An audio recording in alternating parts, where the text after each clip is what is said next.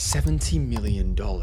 That's how much a Japanese anime movie made in America in one weekend, completely destroying a 26-year-old record and proving that everything you thought you knew about animation is wrong. But that number isn't even the most shocking part of this story. There are three main shifts that are gonna completely overhaul the animation industry and could signal the end of Western animation as we know it. For context, this past month, Demon Slayer Infinity Castle came out in cinemas across the world and has now made upwards of $616 million worldwide, becoming the highest grossing anime film in history. In the United States alone, it earned $118 million, making it not just the biggest anime opening ever, but the only animated film to pass $100 million in the US this year. Think about that. In a year where Pixar and DreamWorks both released animated movies, it was a Japanese demon-slaying story that became most of the world's most successful animated film. Not only that, it also beat Marvel and DC at the box office. This isn't some fluke either. It's the second time the Demon Slayer franchise has achieved this level of success. Mugen Train made $506 million globally in 2021, and now Infinity Castle has surpassed that milestone by quite a bit. Two R-rated animated movies from the same franchise have now produced the biggest Japanese animated successes at the global box office in history. It's clear we're witnessing a cultural shift happening in real time.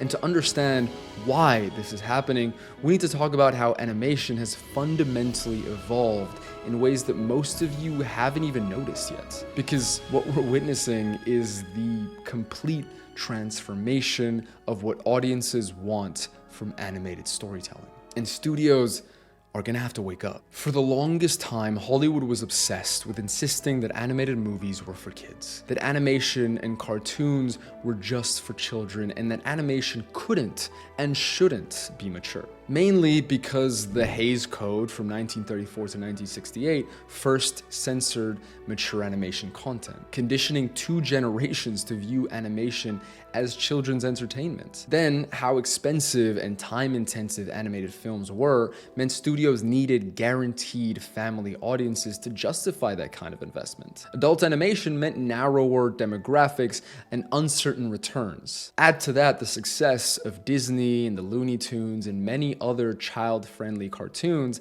and the perception became self-reinforcing. Animation is for kids because we only fund animation for kids. But audiences have grown up and have also been exposed to anime over the past few decades, which has shaped their view of what animation should and could be. That's led to all of us quietly, and sometimes loudly in my case, demanding for animated storytelling that's more mature, more complex, more honest and nuanced. And the studios that listened are now dominating the conversation, while those that didn't are getting swiftly left behind. There are multiple animated movies that are leading the way. We'll get to those. But in Demon Slayer's case, it's an R-rated animated movie that made hundreds of millions at the box office. That would have been incomprehensible 20 years ago. No R-rated movie had ever cracked 150 million before Demon Slayer came along. Why? For a number of reasons, but number one is because it's so globally accessible. Creator Gotoge, which I hope I didn't butcher,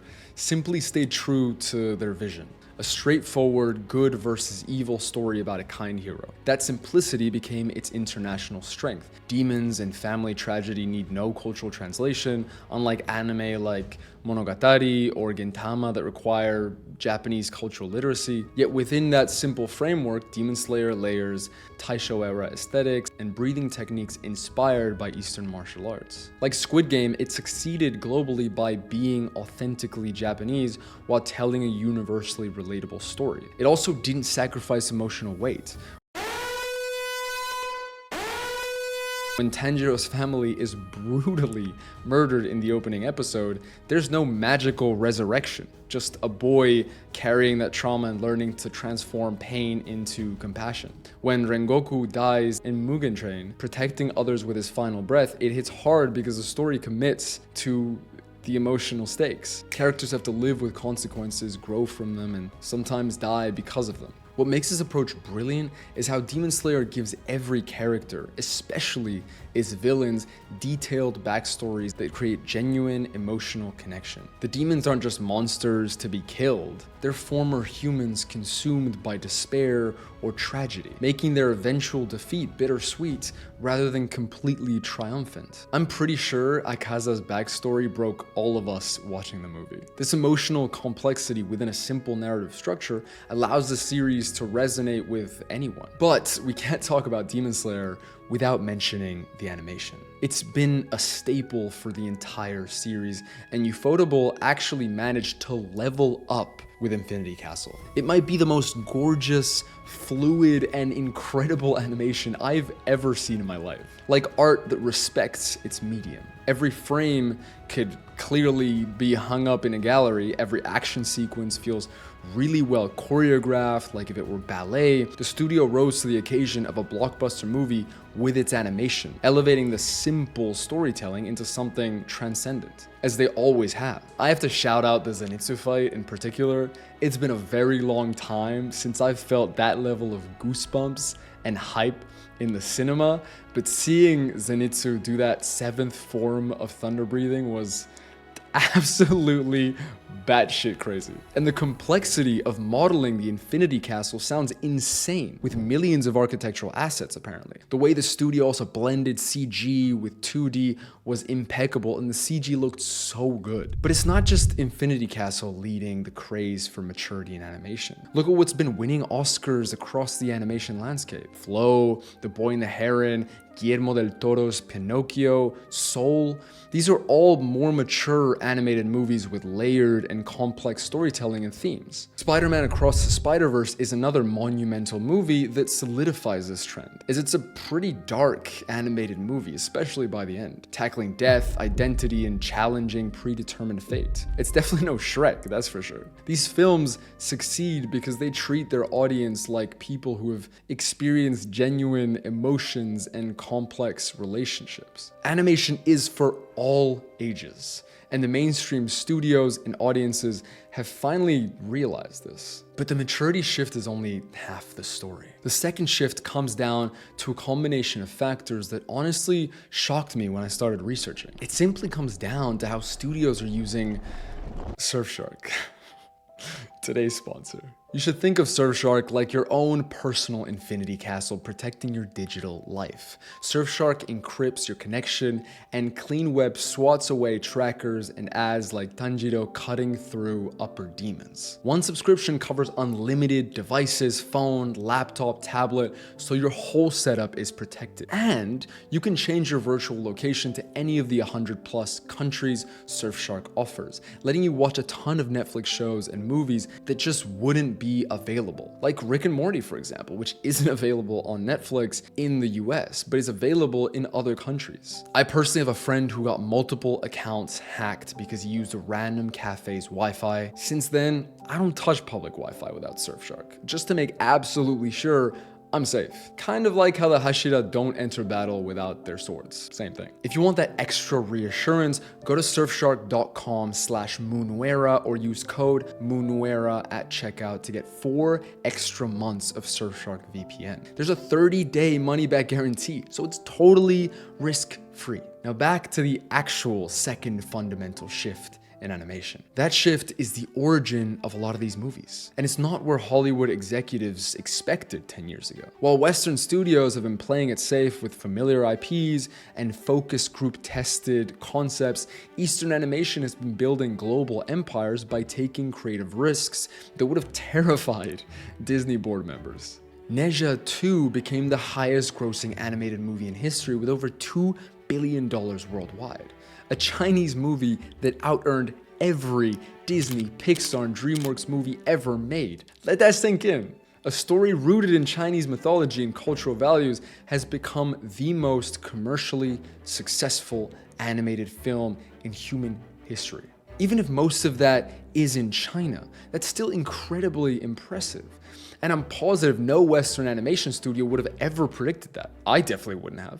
We can't talk about Eastern-inspired animation without mentioning the insane success of K-pop Demon Hunters, becoming Netflix's most watched original film in history with 325 million views, proving that audiences are hungry for stories that blend cultural influences in ways Hollywood hasn't even attempted, or barely has. A movie about K-pop stars who are secretly demon hunters, combining Korean pop culture aesthetics with supernatural action and musical performances that are insane, did so well by embracing its cultural specificity rather than trying to appeal to everyone. In 2025, the most popular and successful animated movies have all been Eastern, with Infinity Castle adding to it all by becoming the highest grossing animated movie in the US this year. It's not only empty numbers though. Live action Lilo and Stitch, these movies are garnering incredible reviews too. All of them are above 90% on Rotten Tomatoes and also did incredible on Letterboxd. This represents something unprecedented in entertainment history. Eastern storytelling, Eastern aesthetics, and Eastern cultural values are setting global entertainment standards, while Western studios are playing catch-up with movies that feel like they're behind current audience expectations. Anime is obviously at the forefront of this, with international interest rising exponentially over the past 15 years. Sony recognized this shift earlier than most competitors. As Crunchyroll CEO Rahul Purini explains, Sony's $1.18 billion acquisition of Crunchyroll and its merger with Funimation transformed anime from a promising segment into a central strategic component for them. The company now forecasts anime becoming a $60 billion global industry by 2030, a prediction that Infinity Castle's success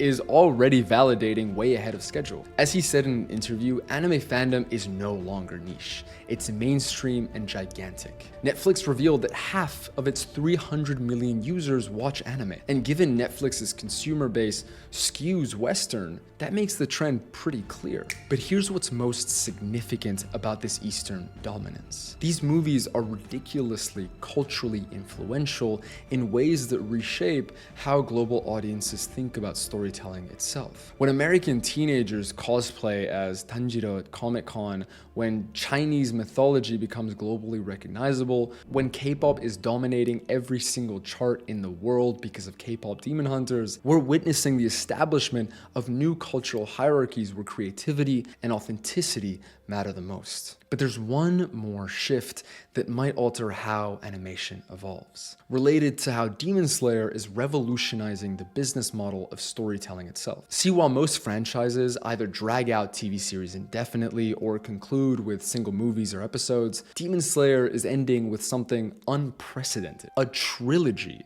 of global cinematic events that treats its finale like a mainstream blockbuster Hollywood spectacle. I've seen people have mixed opinions on this strategy, but I think this is absolutely genius on multiple levels. It gives animators more time and flexibility to do their absolute best, rather than having to rush to get out episodes a la Jujutsu Kaisen. It creates an unparalleled amount of hype with each new movie ending on a cliffhanger basically, and makes the finale into three global cinematic events that the huge fan base of Demon Slayer can look forward to and rave about. Each movie becomes an event that generates global conversation, breaks box office records, and builds anticipation for the next installment. It transforms a normal anime series conclusion into a theatrical franchise that will probably gross over $2 billion combined by the end. Honestly, be prepared to see more anime do something like this. I wouldn't be surprised if One Piece, JJK, or even Solo Leveling down the line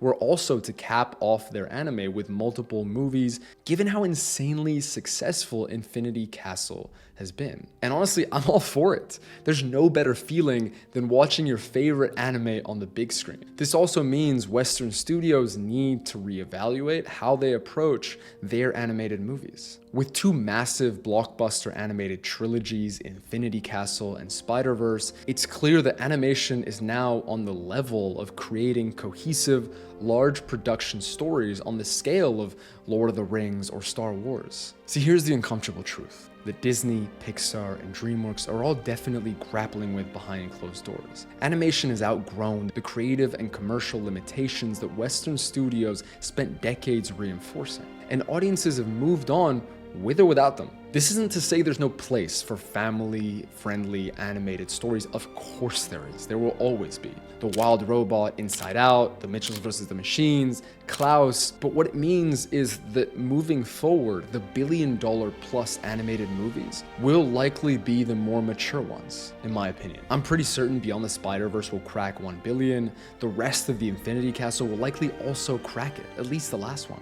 In 2020, Netflix reported that households worldwide watched 50% more anime in the first 9 months of 2020 compared to all of 2019. The pandemic anime boom is a real thing, with people having so much time on their hands that they could start watching anime on Netflix. That trend has accelerated into something that analysts now call the predominant visual language of animated storytelling for entire generations. The people that grew up with cartoons and animation being prevalent are now in their teens, 20s, and 30s. And I'd say we all want animated stories that are more mature as we've matured. And mainly thanks to anime, global audiences discovered animation doesn't have to mean sanitized stories designed to sell toys to children. We found stories that respected our intelligence, acknowledged our emotional complexity, and treated our cultural background as worth celebrating rather than homogenizing. The result is a complete inversion of traditional